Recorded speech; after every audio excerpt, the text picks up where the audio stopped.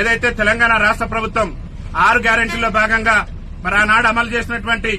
ఆర్టీసీలో మహిళలకు ఉచిత ప్రయాణం ఏదైతే ఉందో ఆ ఉచిత ప్రయాణం కారణంగా ఈ తెలంగాణ రాష్ట్రంలో ఉన్నటువంటి 30 లక్షల మంది వికలాంగులు ఆర్టీసీ బస్ ఎక్కాలంటేనే భయపడేటటువంటి పరిస్థితి ఈ రోజు దాపరించింది. ఇవాళ మహిళలు వచ్చి మాకు వికలాంగులకు ఉన్నటువంటి సీట్లలో కూడా ఆధిపత్యం చెలాయిస్తూ వికలాంగుల సీట్లలో కూడా వారు కూర్చోవడం వల్ల వికలాంగులు చాలా తీవ్రమైనటువంటి ఇబ్బందులు ఎదుర్కొనేటటువంటి పరిస్థితి ఉంది. కాబట్టి తెలంగాణ రాష్ట్ర ముఖ్యమంత్రి రేవంత్ రెడ్డి గారిని అదేవిధంగా తెలంగాణ రాష్ట్ర మంత్రి మరి పొన్నం ప్రభాకర్ గారు రవాణా శాఖ మంత్రిగా ఉన్నారు కాబట్టి తక్షణమే బాధ్యత తీసుకుని వికలాంగులకు గతంలో ఉన్నటువంటి ఒక సీటుకు మరో 2 అదనపు సీట్లు కేటాయించి వికలాంగుల సీట్లలో వికలాంగులే కూర్చునే విధంగా రాష్ట్ర ప్రభుత్వం వెంటనే చర్యలు తీసుకోవాలని చెప్పేసి కూడా భారత వికలాంగుల హక్కుల పరిరక్షణ సమితి ఆధ్వర్యంలో ఈ రోజు వరంగల్ జిల్లా వర్ధనపేట ఆర్టీసీ బస్టాండ్ లో మేము చీరలు కట్టుకుని రాష్ట్ర ముఖ్యమంత్రి గారు కనువిప్పగలగాలి, వికలాంగుల పరిస్థితి ఆర్టీసీ బస్సులు ఎంత దయనీయంగా తయారైందనేది రాష్ట్ర ముఖ్యమంత్రి గారు కనువిప్పగలగాలని చెప్పేసి ఇలా చీరలు కట్టుకుని మా వికలాంగుల సమాజం ఇలా నిరసన వ్యక్తం చేస్తుంది. ఈ నిరసనతోనైనా రాష్ట్ర మంత్రి గారికి రాష్ట్ర ముఖ్యమంత్రి గారికి కనువిప్పగలిగి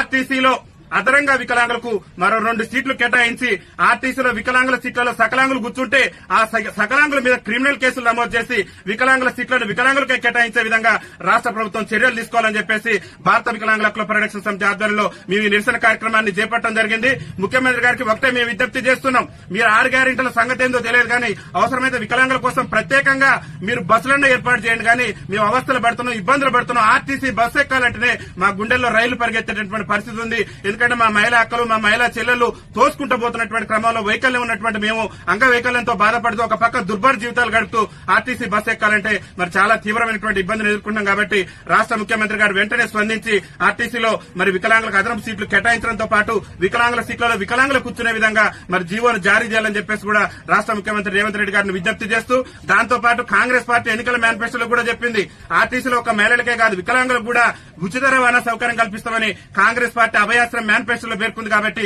తక్షణమే ఆర్టీసీలో వికలాంగులకు 100% రాయితీతోని ఉచిత రవాణా సౌకర్యం కూడా కల్పించాలని చెప్పేసి కూడా భారత వికలాంగుల హక్కుల పరిరక్షణ సమితి తెలంగాణ రాష్ట్ర కమిటీ పక్షాన మేము విజ్ఞప్తి చేస్తూ ఈ రోజు ఈ నిరసన కార్యక్రమాన్ని చేపట్టడం జరిగిందని చెప్పేసి తెలియజేస్తూ వికలాంగుల ఐక్యత.